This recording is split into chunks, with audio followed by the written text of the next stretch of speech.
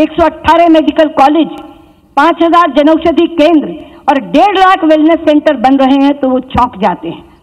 और जब मैं शिक्षा के क्षेत्र में उन्हें बताती हूँ कि हमारे यहाँ 14 IIIT, 7 IIT, 7 IIM, 1 NIT, 103 केंद्रीय विद्यालय और 62 नवोदय विद्यालय खोले गए हैं तो वो चौंक जाते हैं। और इससे भी ज्यादा जो बात मैं अंतर्राष्ट्रीय स्तर पर बताना चाहती हूं कि भारत का प्रभुत्व और भारत की प्रतिष्ठा मोदी जी के नेतृत्व में जितनी बढ़ी है उससे पहले कभी नहीं बढ़ी थी। और मैं इसका उदाहरण देना चाहती हूं। पिछले 5 वर्षों में हमारे प्रधानमंत्री जी को 5 बड़े पुरस्कारों से नवाजा गया है। सऊदी अरब ने अपने यहां का हाईएस्ट सिविल ऑर्डर प्रधानमंत्री को दिया। पैलेस्टीन ने अपने यहां का सबसे प्रतिष्ठित, सबसे बड़ा सिविल ऑर्डर प्रधानमंत्री जी को दिया। अभी 3 दिन पहले आपने देखा यूनाइटेड अरब एमिरेट्स ने अपने यहां का हाईएस्ट सिविल ऑर्डर प्रधानमंत्री जी को दिया। साउथ कोरिया ने अपने यहां का प्रतिष्ठित सोल पीस प्राइज से प्रधानमंत्री जी को नवाजा। और संयुक्त राष्ट्र की एक संस्था ने जलवायु परिवर्तन में अभूतपूर्व काम करने के लिए प्रधानमंत्री जी को चैंपियंस ऑफ अर्थ के अवार्ड से नवाजा। यह है भारत की प्रतिष्ठा, यह है भारत का प्रभुत्व। और पहले कुछ लोग 2014 से पहले यहां के राजनीतिक पंडित कहते थे कि अरब वर्ल्ड की तो नक्शे से मिटाई हो जाएगी। प्रधानमंत्री मोदी की विदेश नीति में अरब जगत कहीं दिखेगा नहीं। मैं आपको कहना चाहती हूं, सऊदी अरब में एक जनाद्रिया फेस्टिवल होता है जो पिछले 32 सालों से हो रहा है। पहली बार भारत को गेस्ट ऑफ ऑनर के रूप में सम्मानित करने का काम सऊदी अरब में हुआ। और सबसे बड़ा प्रमाण है OIC का invite. Organisation of Islamic countries, ये 57 देशों का समूह है, संयुक्त राष्ट्र के बाद सबसे बड़ा देशों का समूह। और ये केवल इस्लामिक राष्ट्रों का समूह है। अभी अरुण जी बात कर रहे थे कि हमने कूटनीतिक तौर पर अलग थलग कर दिया। अरे केवल विश्व में अलग थलग नहीं किया मित्रों, उनके अपने इस्लामिक राष्ट्रों के बीच में अलग थलग करने में कामयाबी हासिल की है। OIC की एक पृष्ठभूमि में आपको बता दूं, ये 1969 में बना था। OIC, organisation of Islamic countries, 1969 में। इनकी पहली कॉन्फ्रेंस रबात में हुई थी, मोरक्को में। उस समय भी भारत को इनवाइट किया गया था। फखरुद्दीन अली अहमद उस समय भारत के विदेश मंत्री थे, वो भाग लेने गए थे। पाकिस्तान ने उनकी पार्टिसिपेशन का विरोध किया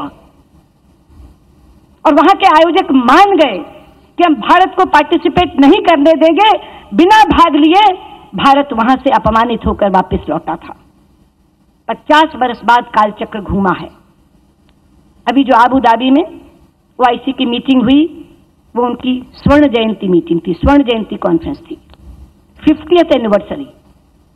और वहां जब उन्होंने हमें इनवाइट किया, फिर पाकिस्तान ने विरोध किया और अंत में ये लिख के भेज दिया कि अगर आप भारत को दावतनामा देंगे, ये इन्विटेशन रद्द नहीं करेंगे, तो हम फाउंडर मेंबर होते हुए भी इसमें नहीं आएंगे।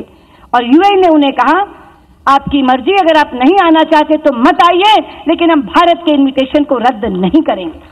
और आप सबने देखा कि पाकिस्तान की कुर्सी खाली थी और भारत मंच पर आसीन था। ये ऐसे ही नहीं हो गया। ये जो हमारे विपक्षी कहते हैं कि मोदी जी विदेश यात्रा जाते हैं, क्या लेकर आते हैं, यह है मोदी जी के विदेश यात्रा की उपलब्धि कि सारे देशों से उन्होंने इतने अच्छे रिश्ते बनाए हैं कि OIC के 57 देशों में से 56 देशों ने कहा पाकिस्तान नहीं आता तो नहीं आए, लेकिन भारत का इन्विटेशन रद्द नहीं किया जाएगा। इसलिए मैं आज आपसे कहने आई हूं कि देश हमारी हर बात पर विश्वास करेगा। पिछले 5 वर्षों के इतिहास में जो क्रेडिबिलिटी, जो विश्वसनीयता हमने कमाई है, उसी के आधार पर हम ये संकल्प पत्र लेकर आए हैं। लेकिन मैं मीडिया के मित्रों से एक और निवेदन करना चाहूंगी। जैसे वो शीर्षक का अंतर देखें, ऐसे ही वो हमारे संकल्प पत्र की तुलना बाकी पार्टियों के घोषणा पत्र से जरूर करें। मित्रों, हम राष्ट्र को पूर्ण रूप से सुरक्षित रखने की बात कर रहे हैं और कांग्रेस का मैनिफेस्टो कहता है हम देशद्रोह को, कानून को समाप्त कर देंगे, यानी वो देशद्रोह को अपराध मानने से इनकार कर रहे हैं। हम राजनीतिक स्थिरता के नाम पर मजबूत सरकार लाने की वकालत कर रहे हैं और वो गठबंधन के नाम पर मजबूर सरकार बनाने की वकालत कर रहे हैं। हम देश में अभूतपूर्व विकास की गंगा बहाने की बात कर रहे हैं और वो विकास के नाम पर पूरी तरह मौन साधे हुए हैं। हम लोक कल्याण के लिए हर वर्ग के कल्याण की बात कर रहे हैं, वो कुछ वर्गों के तुष्टीकरण की बात कर रहे हैं। मैं चाहूंगी कि मीडिया के मित्र एक तरफ हमारा संकल्प पत्र रखें, दूसरी तरफ दूसरी पार्टियों का घोषणा पत्र रखें, तो उन्हें पता चलेगा कि मोदी जी देश की नब्ज पहचानते हैं, राहुल गांधी देश की नब्ज नहीं पहचानते, बाकी पार्टियों के लोग देश की नब्ज नहीं पहचानते।